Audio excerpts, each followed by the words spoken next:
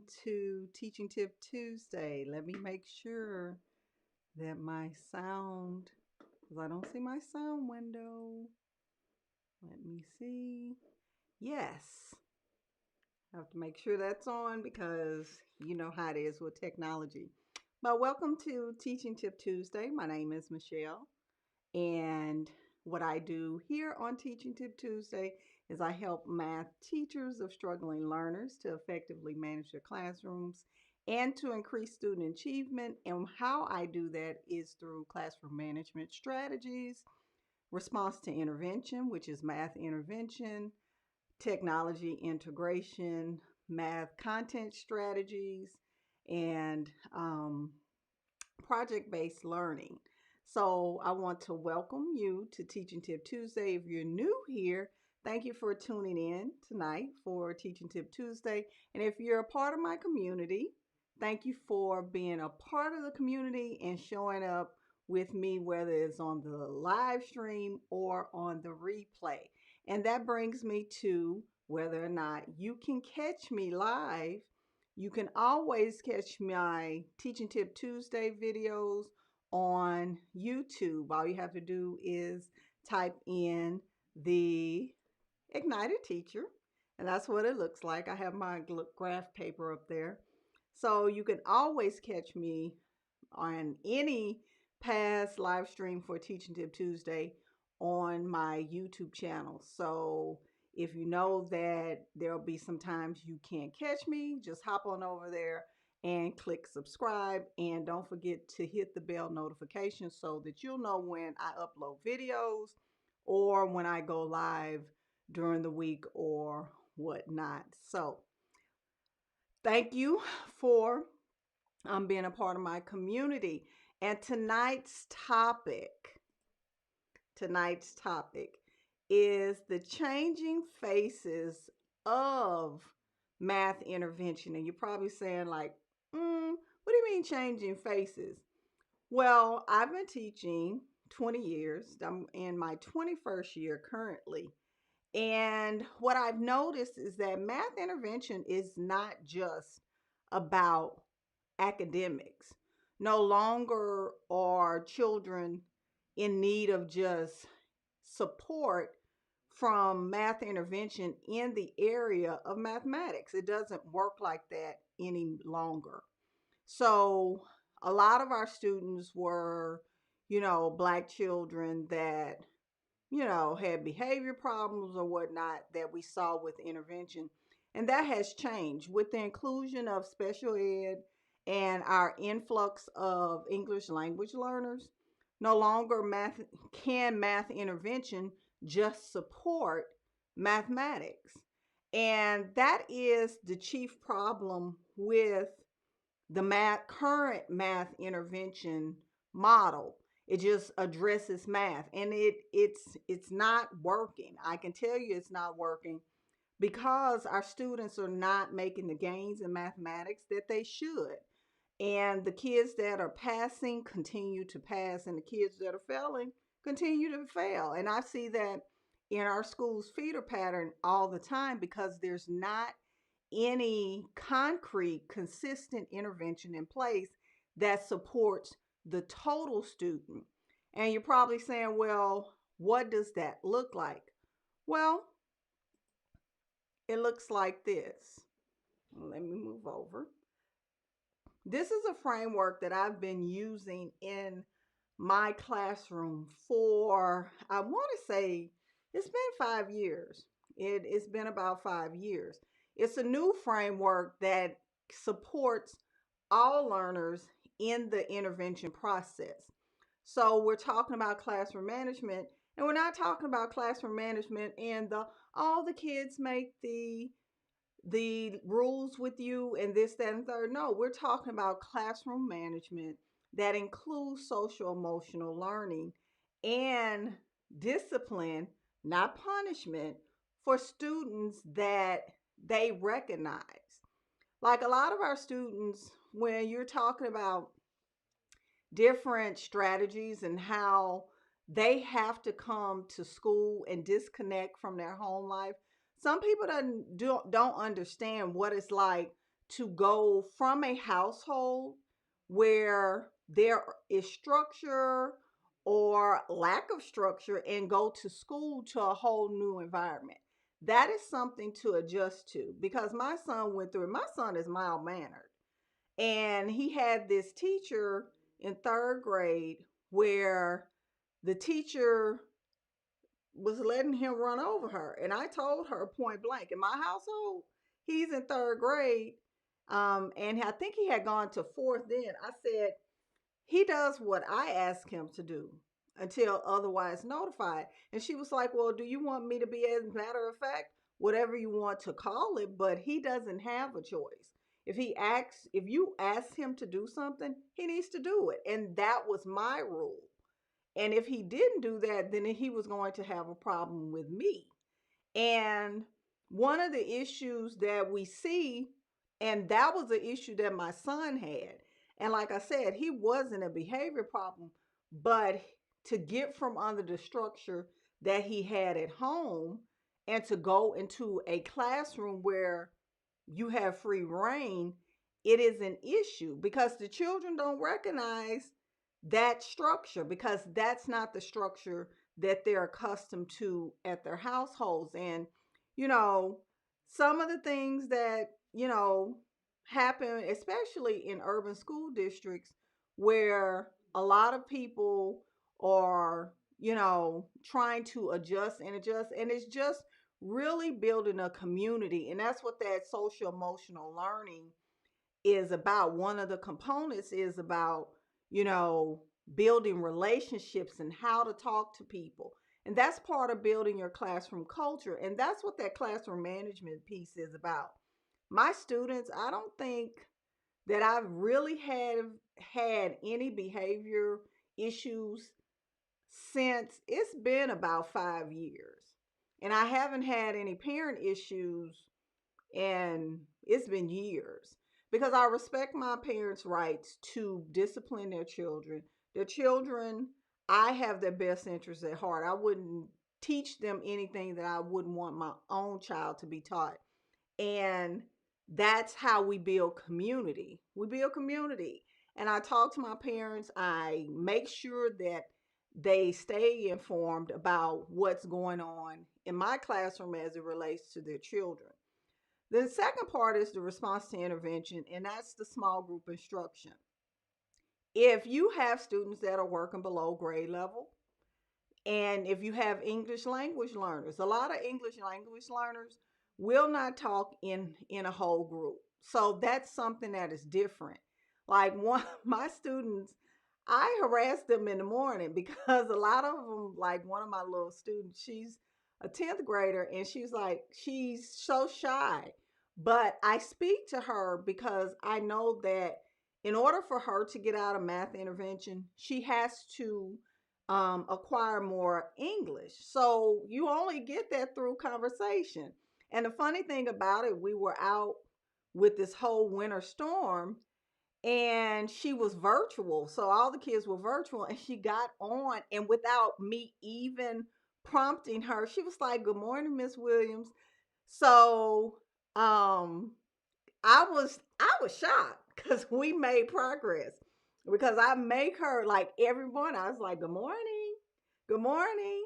And she got on because it has become a part of our routine. And because at first she would just look at me like she didn't know what to say, but it's so funny to see the growth over time. And she feels comfortable, with that. So that was one of the things, and that's why I'm talking about the small group. It's intimate enough to where you can build a relationship with the children, and I'm not talking about get in their business or whatnot. So they'll feel comfortable to talk. If you don't create an environment where those English language learners are comfortable enough to talk, they won't talk. They just will not. Because I know how it is. My little broken Spanish. Today I had to use my little broken Spanish with one of the students. And I know how it feels. It feels awkward. But hey, I do the best that I can. The little girl got the message that she needed to go to the office. So, but those are the awkwardness about that. And that's what small group not only gives them that connection, but it also supports them to and give them a smaller setting to where they can speak. Moving on to project-based learning. Project-based learning is in its current state is not accessible. It's not accessible to students like mine. It's not accessible to special ed kids. It's not accessible to English language learners. So what I've been testing in my classroom is the 2 week project. And that's what I've been doing with my students. It's not something that the kids just dive into. I build the different components of that gold standard. Deshonda said I do the same thing with them. I always prompt them or tell them to type in the chat box because they're both are virtual. Yeah. Um. So we just we have to do what we can for the students. We really do. That too, the project based learning, I love project based learning. So here's what we do with project based learning. I started with my 5th graders. So now I have these ninth and 10th graders, and we have this mask mandate. It's controversial. It really is. Because some of my kids, like, I can't stand wearing a mask, but they don't really have a clue as to why. So, what I'm going to do is take this as a teachable moment to do a 2 week project. And some people ask me, well, when do you have time? We do a little bit at a time. We do it. Sometimes we don't get finished in 2 weeks and it takes longer, but it engages the kids. Now, virtually, it has been a challenge. I'm not going to lie about that. But, I tried anyway. It engages the kids that it engages. And the funny thing about virtual learning, even my students are moving. The ones that show up, they are making gains. And I tell people, they talk about learning loss. There's no learning loss. There may be some with kids that were struggling anyway, but virtual teaching, learning is it's a mode of learning. It's just like in person is a mode of learning. And I have data behind my students to show that my in person kids are not doing any better or any worse than my virtual kids. They're moving just like regular children, and I think the teacher makes the difference in what's going on. So, this whole thing about that debate, yeah, some kids do better in person. I have one. He's a social butterfly. So yes, he comes turned up every day. So, that's just one of those things.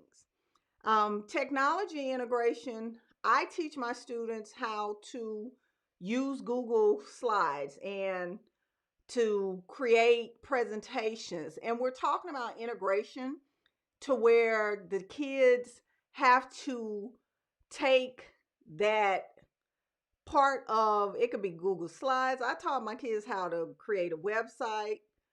Um, you say it's only lost because the students don't do the work exactly, and that's the difference.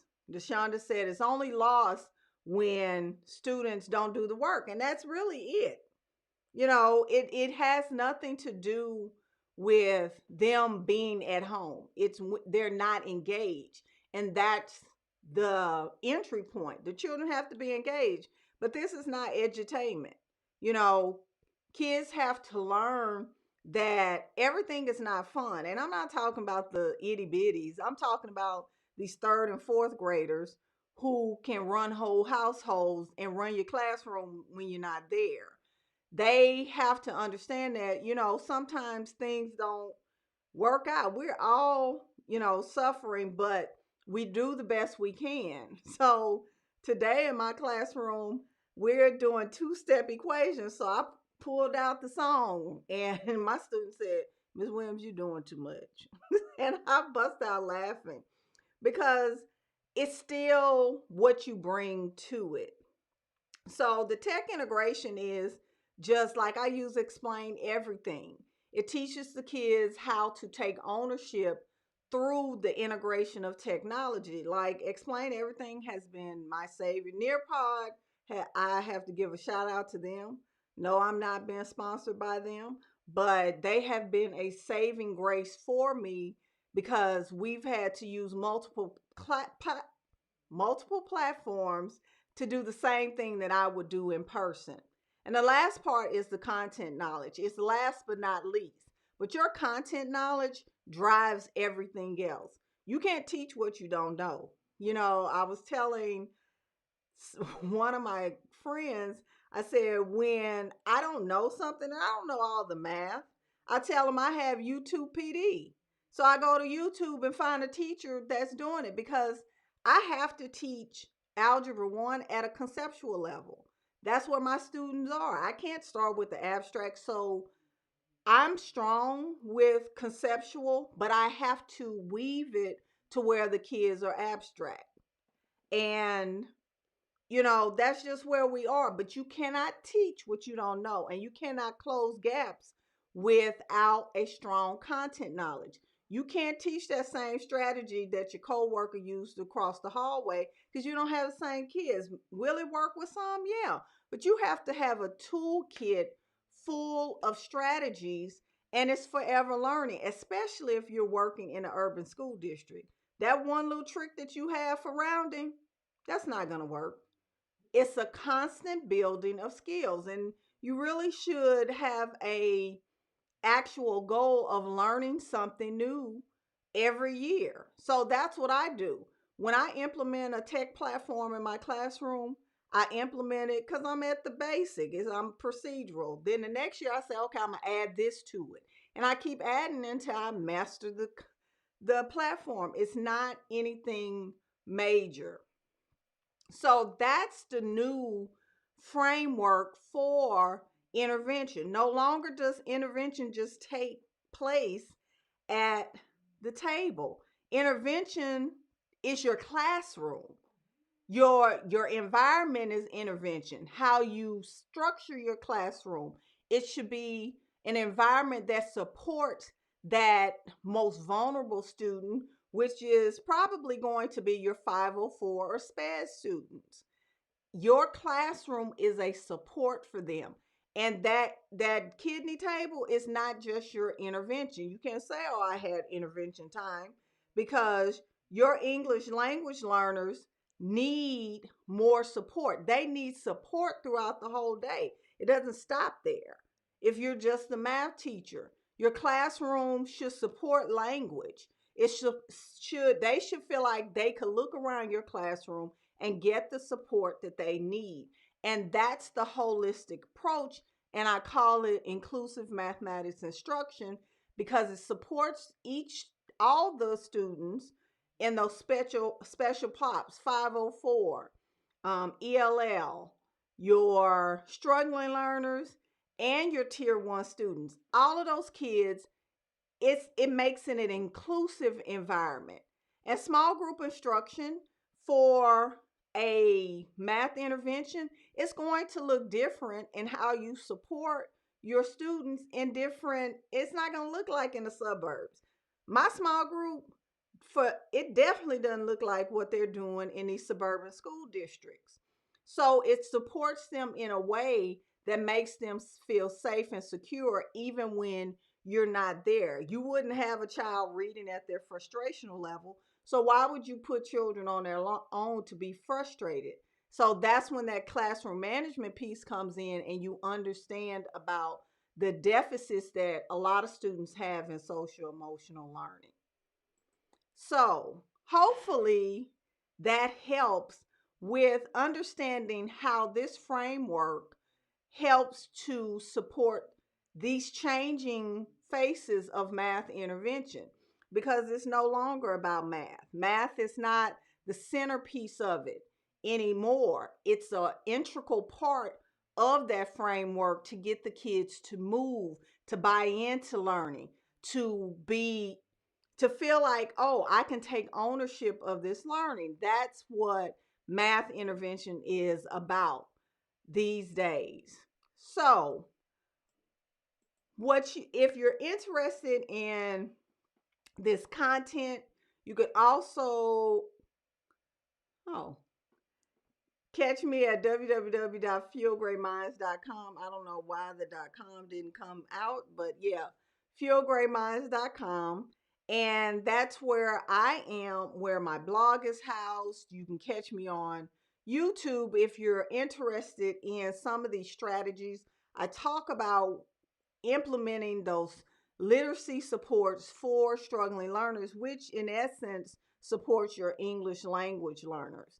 And that brings me to my math intervention summit. So this year I have been putting it off. COVID has pushed this back. I was supposed to have this in October of last year. Then I pushed it to around December. That didn't happen. And it's finally taking place. And I'm so excited to announce Peggy Brookins. She's the president and CEO of the National Board. Um, National Board, let me see. I always say it wrong. The National Board for Professional Teaching Standards. There you go. I say that wrong. I don't know why I can't say it correctly.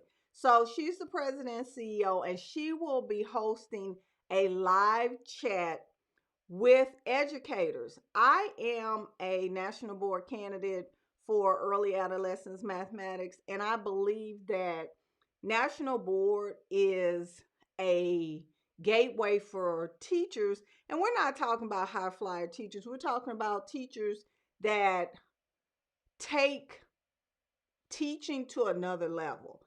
That's what a national board teacher is. Some teachers, they have all kinds of teachers. They have teachers who are the fun teachers and don't have strong pedagogy. Everybody has their weaknesses. Statistics, that's not my subject area. Geometry, I'm working on it. I really am. My spatial reasoning is not there. But we all have to overcome and strengthen those weaknesses. But at the same time, National Board helps you to become a better reflector. And Peggy is she's nationally board certified in mathematics as well. I don't think a lot of people know that. And she's done a lot with mathematics, with being appointed to the Common Core board by Barack Obama. Like, she has done a lot, and I'm so glad that she's going to be a part of this summit. And then we have some dynamic speakers. We have Dr. Nikki Newton. She does the math running records, and I always wanted to see her. So she's from New York, and she's going to be doing a session on math running records, addressing, really assessing fluency. So you don't want to miss that. And then we have, Meg, she's going to talk about how to make sure that you're compliant with your IEPs and 504 plans. We have Dr. Pam Seda and so many others. And then we have the last person I'm going to mention is Joanna Castillo. She's going to talk about how to connect with your English language learners if that's something that you are having a difficult time. So that framework, you will see it come to life. The only thing that I didn't add this time, because I didn't want it to be so large, is the technology and PBL. And those things will be coming in the future, but you definitely will see the classroom management, the tech integration, and obviously the math content knowledge, because it's the Math Intervention Summit. And I'll be presenting on my pictorial model for the distributed property, which gives a lot of middle school teachers and high school teachers a headache. But I'm going to be demonstrating how to teach the distributive property pictorially and then connected to the abstract. So I'm excited about that. This is the first time I'll be presenting this. I taught it to my students this year, and they have understood the distributive property a lot better than I did last year. So, but I think it's something that you'll enjoy. So that's all I have for Teaching Tip Tuesday. Keep an eye out, or if you follow me on any social media platform, I'll be open up opening up the summit registration. It is free for you all. So you don't have to say, well, I may not be able to, make it or pay for it. No, this is a free summit, and there'll be resources for you to purchase, and that's really what I want it to be. I don't want you to have to come and pay for the summit and then have to pay for resources as well. So you get the content, and if you're interested in purchasing any of the summit speakers, their products, feel free to do so. And this is what I'm doing to make sure that you have access to high quality instruction with support with math intervention. So, hopefully, you enjoyed this live stream, and I hope to see your name when I open registration. And thank you for attending. If you are a part of my community and show up every week, I really, really appreciate it. You all just don't know when your comments come through. Some days when I'm having a rough day, it definitely makes my day. So keep those comments coming on Facebook, Twitter, Instagram, whatever one, because it definitely helps. Thank you, Deshonda, for being a part of the live stream tonight. So I will see you all either at the Math Intervention Summit. I'm excited. Or I'll see you in my next live stream. Have a good evening.